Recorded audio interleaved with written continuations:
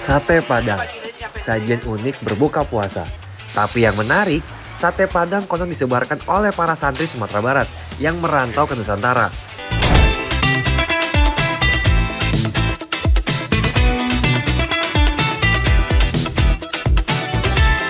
Berbeda dengan bumbu sate lain, kuah sate Padang ini dihasilkan dari tepung beras dan kacang tanah, serta bumbu rempah yang sangat kuat. Tapi di Pariaman, sate Padang ala ibu kota disebut sebagai sate Pariaman karena perbedaan karakter yang mencolok, termasuk variatif. Selain memakai daging sapi, isian sate Pariaman juga memanfaatkan berbagai jeroan seperti lidah, babat, jantung, dan hati sapi pun juga bisa dijadikan bahan baku. Rahasia empuknya sate Pariaman ada di perebusan dalam kuali besar yang dilakukan selama 2 jam bersama daun serai, daun salam, kayu manis, dan garam.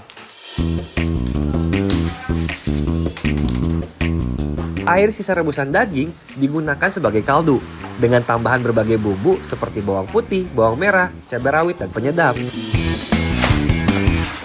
Seluruh proses memasak sate Pariaman di sini masih tradisional, yakni menggunakan kayu bakar sebagai sumber apinya. Yang kalau lebih bagus ya pohon kelapa, soalnya daya tahan apinya gitu bagus. Nah itu.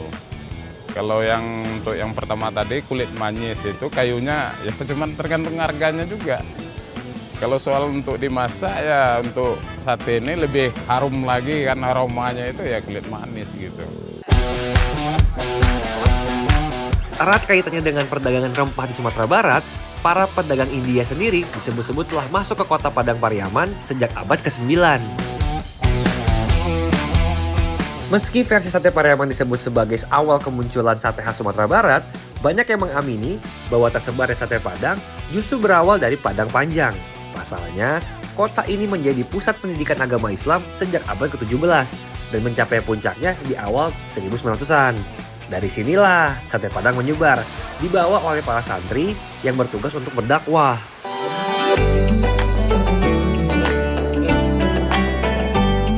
Tapi jika versi asli sate Padang masih diperdebatkan, tidak dengan keberadaan bangunan yang satu ini.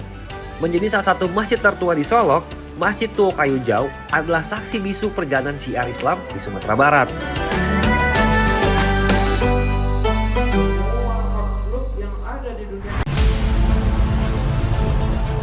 Kesyahduan yang sempurna. Mungkin itulah kalimat paling tepat jika kita mengunjungi Masjid Tuo Kayu Jau. Menjadi salah satu masjid tertua di Indonesia, masjid di Kabupaten Solok ini dikelilingi suasana asri sekaligus gemercik air mengalir yang menenangkan. Tapi, di balik tampilan yang antik sekaligus estetik, ada banyak kisah tersembunyi yang berada di balik keindahan. Kebetulan di sini dulu kan rumah nenek di sana, kebakar rumah surau. Malah warung sampai ke sini. Masjid nggak apa-apa, rumah habis. Sudah itu ada banjir bandang di atas, angku di atas ada galodor, ya kan. Malah udah sampai situ aja, nggak sampai ke sini.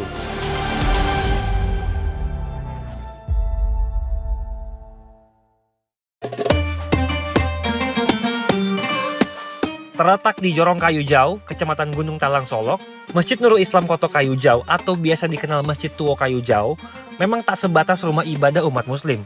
Dulu menjadi salah satu pusat kegiatan syiar Islam di Kabupaten Solok. Masjid Tuo Kayu Jau kini bertransformasi menjadi salah satu destinasi wisata religi.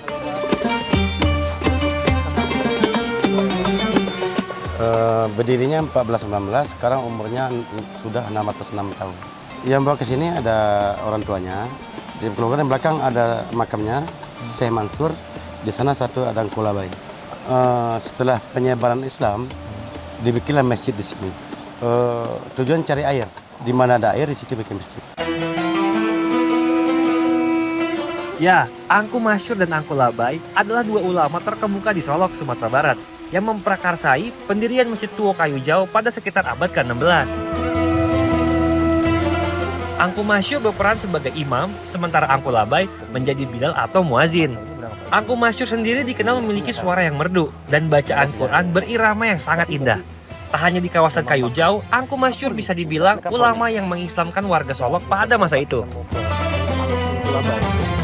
Jadi ceritanya Syekh Mansur ini, dia pas jadi imam, meninggal sholat Jumat sujud terakhir di kuburan di sini. Dia orang tua sini, dia pendiri di sini. Ziarah banyak sini, orang luar juga banyak. Dari Jawa, dari Aceh pada ke sini. Yang paling banyak dari Malaysia Dari Malaysia? ke sini. Ziarah ke Makam Solo? sini. Sini. Kenapa dari Malaysia banyak itu? Katanya Malaysia turun dari sini juga. Sementara Angku Labai juga dikenal dengan panggilan azan yang tak kalah merdu. Yang unik, sebuah cerita lisan menyebut bahwa Angku Labai punya karomah yang membuat dirinya mampu berpindah dari suatu lokasi ke lokasi lainnya dengan cepat. Kalau ajarnya sama Syekh Mansur, cuman bedanya dia kalau mau orang bertani, bibit buat kebun, buat padi, ke sini dulu minta doa. Dibawa ke sini bibit. Ziarah ke sini. Ziarah ke sini. Termasuk bibit dibawa ke sini. Didoain di sini baru ditanam. Biar subur kayaknya. Biar subur. Berberkah, biar subur. Kenyataan nggak dibawa sini emang gagal gitu.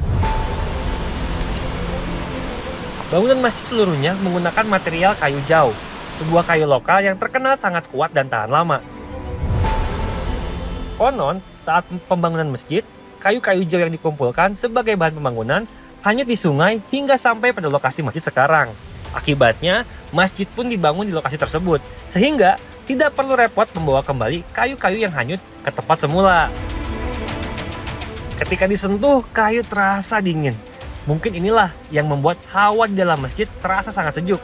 Dari semua tiang, hanya bagian tengah yang pernah diganti.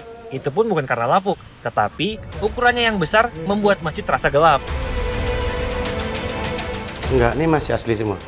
Masih asli semua? Masih asli. Ini pakai kayu jau tadi, Pak, ini? Kayu jauh. Memang kayu ini asli dari Solok sini atau gimana? Dari Solok sini. Ya, memang sangat kuat ya? Sangat kuat.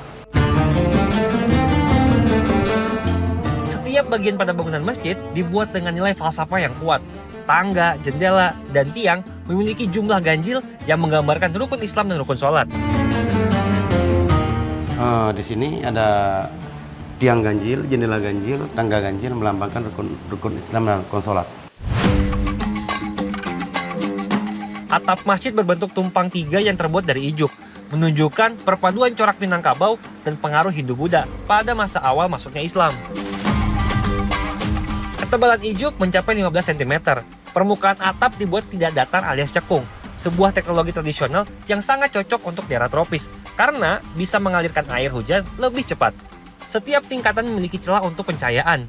Dalam falsafah adat Minangkabau, 3 tingkat melambangkan 3 tungku sajarangan, yang merupakan konsep kepemimpinan dalam tatanan kehidupan sosial masyarakat. Kalau di sini atapnya kan ada 3 susun. Atapnya ya? 3 susun. 3 susun melambangkan 3 tugu sejarangan. Apa tuh, Pak? Nenek mama, alim ulama, cerdik pandai. Di belakang ada gonjong, di mihrabnya orang Minang yang punya.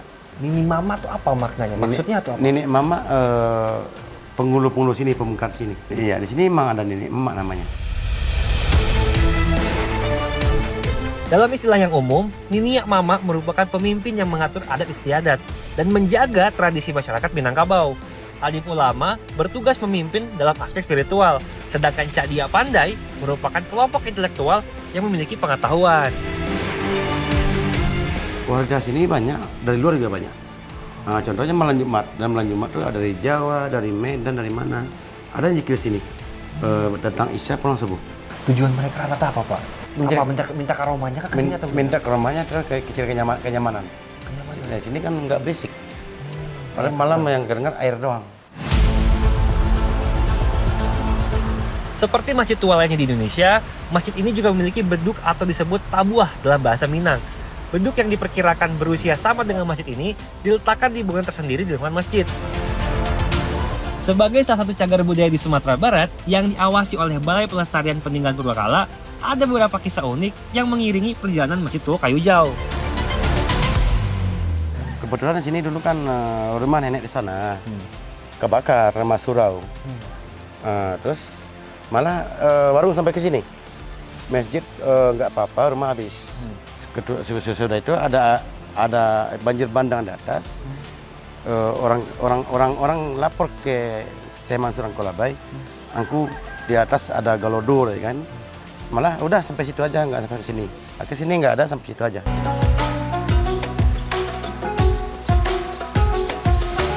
Jauh sebelum jalan raya dan kendaraan modern ada, Tanah Minang sudah ramai dikunjungi para pedagang dari berbagai negeri. Awalnya, Mereka berdagang rempah dan hasil bumi, namun tanpa disadari, mereka juga membawa sesuatu yang jauh lebih berharga, ajaran agama Islam. Dari daerah pesisir, Islam perlahan menyebar ke daerah pedalaman hingga ke dataran tinggi Minangkabau. Di antara banyaknya bukti peninggalan Islam di Tanah Minang, Masjid Tua Kayu Jau menjadi salah satu yang paling autentik.